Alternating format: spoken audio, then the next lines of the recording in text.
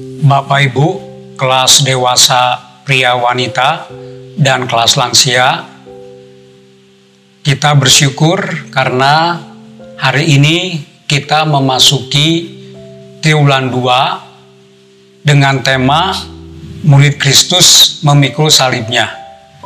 Dalam triwulan pertama, kita belajar tentang murid Kristus menyangkal dirinya.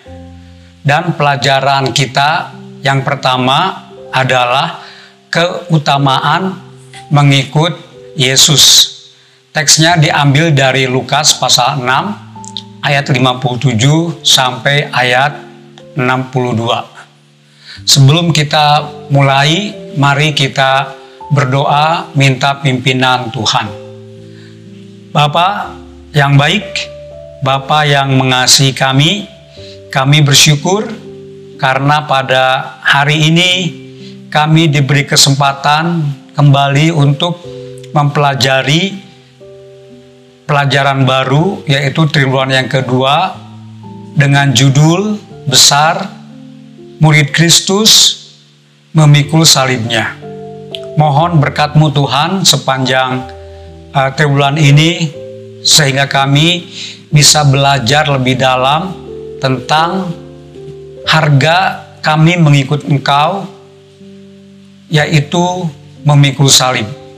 Berkati kami semua, tolong dengan kesehatan supaya kami tetap semangat dalam menjalani hidup kami, khususnya dalam kami mengiring Tuhan, sehingga kami boleh menikmati semua kebaikan yang Engkau berikan. Mohon berkat-Mu, ya Roh Kudus, sehingga kami bisa mengerti apa yang Engkau mau sampaikan kepada kami. Demi nama Kristus kami berdoa dan bersyukur. Amin. Bapak Ibu, mari kita memperhatikan ayat dari Lukas pasal 6 ayat 57 sampai 62. Saya akan bacakan untuk kita semua. Ketika Yesus dan murid-muridnya melanjutkan perjalanan mereka, berkatalah seorang di tengah jalan kepada Yesus, "Aku akan mengikut Engkau kemana saja Engkau pergi." Yesus berkata kepadanya, "Serigala mempunyai liang dan burung mempunyai sarang, tetapi Anak Manusia tidak mempunyai tempat untuk meletakkan kepalanya." Lalu ia berkata kepada seorang lain, "Ikutlah aku." Tetapi orang itu berkata, "Izinkanlah aku pergi dahulu menguburkan Bapakku." Tetapi Yesus berkata kepadanya, "Biarlah orang mati menguburkan orang mati. Tetapi engkau pergilah dan beritakanlah kerajaan Allah di mana-mana." Dan seorang lain lagi berkata, "Aku akan mengikut Engkau, Tuhan, tetapi izinkanlah aku pamitan dahulu dengan keluargaku." Tetapi Yesus berkata, "Setiap orang yang siap untuk membajak tetapi menoleh ke belakang tidak layak untuk kerajaan Allah." Bapak Ibu, bacaan tadi sungguh menarik. Dan kita akan bahas pada kesempatan pagi hari ini. Sebagai pendahuluan, saya ingin mengupas sedikit tentang warga negara Indonesia yang bergabung dengan ISIS atau Islamic State of Iraq and Syria. Ya. Satu hal yang kita kagumi tentang orang-orang ini adalah totalitas mereka sebagai pengikut kelompok tersebut. Mereka rela mengeluarkan dana besar untuk membiayai diri berangkat ke Irak atau Suriah, bahkan membawa keluarganya. Totalitas mereka juga terlihat dari kerelaan mereka meninggalkan pekerjaan, harta milik, bahkan kewarganegaraan dengan membakar paspor Indonesia. Mereka berani bertaruh nyawa bagi ISIS, meski tidak ada jaminan bahwa hidup mereka akan lebih baik di sana. Kini banyak di antara mereka yang menyesal. Pertanyaannya, bagaimana dengan totalitas kita sebagai pengikut Kristus? Apakah sama dengan anggota ISIS?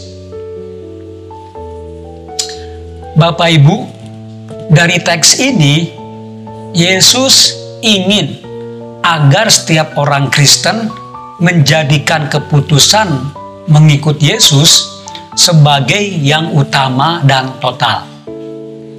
Yesus secara tegas menyampaikan kepada 3 orang yang mau mengikut Dia dengan penekanan perlunya cara pandang yang benar dan penyerahan diri penuh kepadanya. Ada 3 ciri khas pengikut yang dikehendaki Yesus. Mari kita lihat satu persatu. Ciri khas yang pertama, pengikut yang siap mengalami ketidaknyamanan. Sekali lagi, pengikut yang siap mengalami ketidaknyamanan. Ayat 57 sampai 58. Dalam 2 ayat ini dikatakan ada seorang yang ingin mengikuti Yesus kemana saja Yesus pergi. Mungkin keputusan ini didasarkan pada pengalamannya bahwa mengikuti Yesus itu enak, menjadi perhatian banyak orang, belajar dari guru yang hebat, dan menyaksikan langsung mujizatnya. Namun Yesus mengingatkan, serigala mempunyai liang dan burung mempunyai sarang, tetapi anak manusia tidak mempunyai tempat untuk meletakkan kepalanya. Ayat 68. Yesus ingin orang itu melihat ketidaknyamanan yang mungkin akan dialami sebagai akibat dari mengikut Yesus. Di antaranya, tidak memiliki tempat tinggal. Selain itu, ia akan tidak nyaman saat mengatasi gangguan hidup lama dari dalam dirinya dan serangan iblis dan dunia dari luar dirinya. Tentu tidak nyaman bila ada peperangan yang harus dihadapi, pekerjaan yang harus dilaksanakan, dan kesulitan yang harus ditanggung.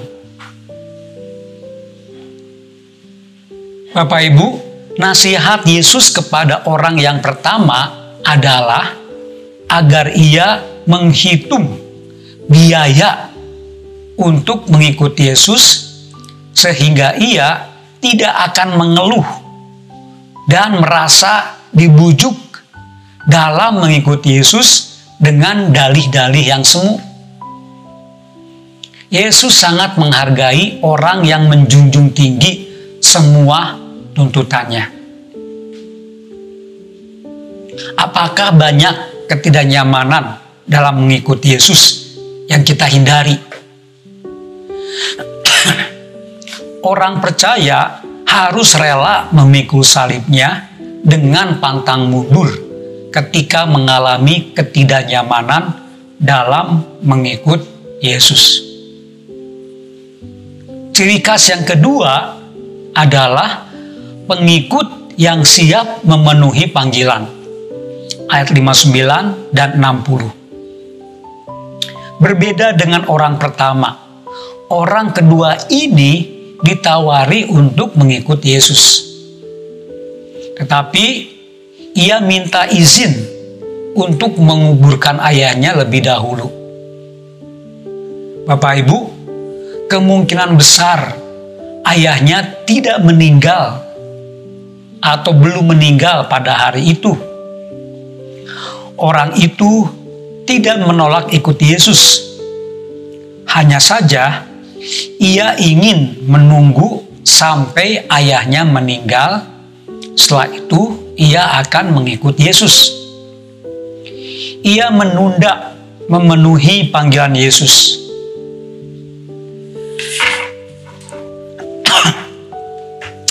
Sebetulnya dia mengatakan, "Aku akan mengikut engkau sesudah ayahku meninggal dunia nanti." Apa tanggapan Yesus? Yesus berkata, "Biarlah orang mati menguburkan orang mati, tetapi engkau pergilah dan beritakanlah kerajaan Allah di mana-mana." Ayat 60. Yesus tidak sedang mengajak orang itu melawan perintah "Hormatilah ayahmu dan ibumu." Yesus mengajak orang itu berpikir, jika komitmenmu kepada keluarga atau yang lain lebih besar daripada komitmenmu kepada Kristus, maka kamu belum menjadikan hal mengikuti Yesus sebagai yang utama. Bapak Ibu, makna dari yang dikatakan oleh Yesus adalah bahwa setiap hal mempunyai saat yang krusial, artinya penting dan mendesak, dan jika saat yang terbaik itu tidak dimanfaatkan, maka tidak akan terulang kembali, dan sesuatu yang dapat dilakukan tidak akan bisa lagi dilakukan. Jadi, jangan mencari dalih atau alasan apapun sehingga menunda waktu mengikut Yesus. Dan apa arti dari tanggapan Yesus? Perkara orang mati jasmani dapat diurus oleh mereka yang mati rohani atau orang yang tidak percaya. Ada yang lebih penting untuk dilakukan oleh orang percaya, yaitu segera memenuhi panggilan Yesus untuk memberitakan jaminan hidup kekal di dalam Yesus. Pengikut Kristus tidak boleh menunda memenuhi panggilannya. Ciri yang ketiga adalah pengikut yang siap mengutamakan Kristus. Ayat 61 dan 62. Orang ketiga menyatakan ingin mengikuti Yesus. Seandainya orang ini mendaftar menjadi sukarelawan dalam pekerjaan Tuhan, tentu kita akan menerimanya dan akan memaklumi bahwa ia perlu pamit pada keluarganya. Tetapi Yesus melihatnya berbeda. Yesus berkata, setiap orang yang siap untuk membajak tetapi menoleh ke belakang tidak layak untuk kerajaan Allah. Bapak Ibu, bagaimana mungkin orang mengolah tanah tidak melihat ke depan? Ini seperti mengemudikan mobil dengan terus melihat pada kaca spion. Ia atau orang lain yang berpapasan akan celaka. Bagi Yesus, orang yang ketiga itu masih terikat pada masa lalunya. Orang itu juga ingin memberi perlindungan diri. Seandainya mengikuti Yesus tidak lagi cocok, ia masih bisa kembali kepada keluarganya atau masa lalunya. Yesus bukanlah yang utama baginya. Yesus menginginkan orang percaya yang sungguh-sungguh menjadi muridnya dengan menjadikan Yesus segalanya di dalam hidupnya, tanpa cadangan lain dan tidak pernah ingkar. Ya, ada satu nyanyian yang sangat terkenal. Mengikut Yesus keputusanku, kuta ingkar. Kata-kata Yesus kepada orang ketiga ini adalah kebenaran yang tidak dapat dibantah oleh siapapun. Tidak akan ada seorang pembajak yang siap membajak lalu menoleh ke belakang. Ini menggambarkan orang yang hatinya masih terpaut pada masa lampau dan senantiasa merenungkan masa lampau yang manis, yang meninabobokan. Nah, itulah Bapak Ibu, Saudara, 3 ciri khas pengikut yang dikehendaki Yesus. Yang pertama, pengikut yang siap mengalami ketidaknyamanan. Yang kedua, pengikut yang siap memenuhi panggilan. Dan yang ketiga, pengikut yang siap mengutamakan Kristus. Ya. Ayat hafalan kita pada pelajaran pertama ini diambil dari 2 Korintus 5 ayat 15 yang berbunyi, dan Kristus telah mati untuk semua orang, supaya mereka yang hidup tidak lagi hidup untuk dirinya sendiri, tetapi untuk Dia yang telah mati dan telah dibangkitkan untuk mereka. 2 Korintus 5 ayat 15. Sekali lagi saya baca 2 Korintus 5 ayat 15, dan Kristus telah mati untuk semua orang, supaya mereka yang hidup tidak lagi hidup untuk dirinya sendiri, tetapi untuk Dia yang telah mati dan telah dibangkitkan untuk mereka.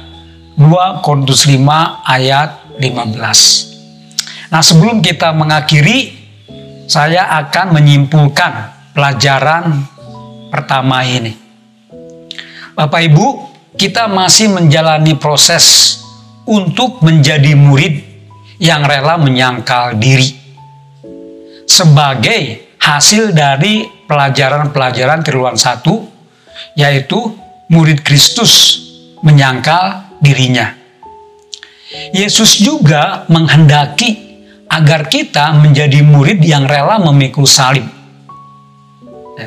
Betul, semua tidak mudah, tetapi harus dilaksanakan.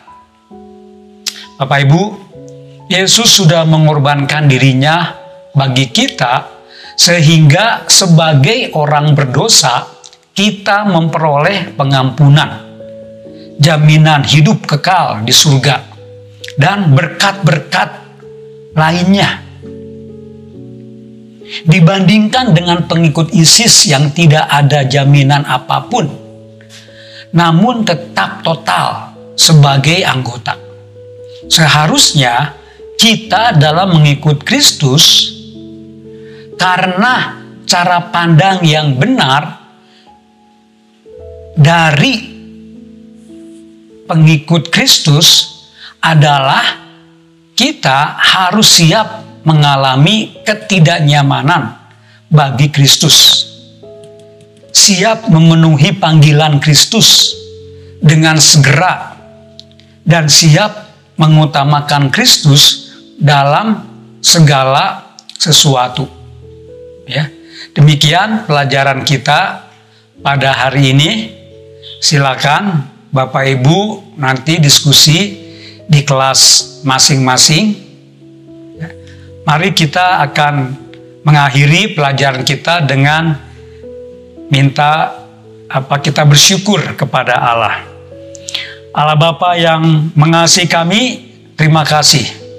Engkau sudah menolong kami untuk mendengarkan uraian dari pelajaran yang pertama di triwulan kedua ini.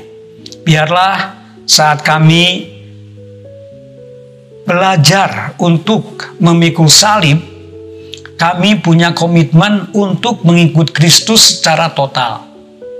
Berkati Bapak Ibu di kelas dewasa pria dan wanita serta lansia, supaya kami semua bisa belajar untuk terus total mengikut Kristus di masa sisa hidup kami. Terima kasih, Engkau dipermuliakan melalui kehidupan kami. Dalam nama Tuhan Yesus, Allah penebus dan Tuhan kami yang kami ikuti, kami telah berdoa. Amin.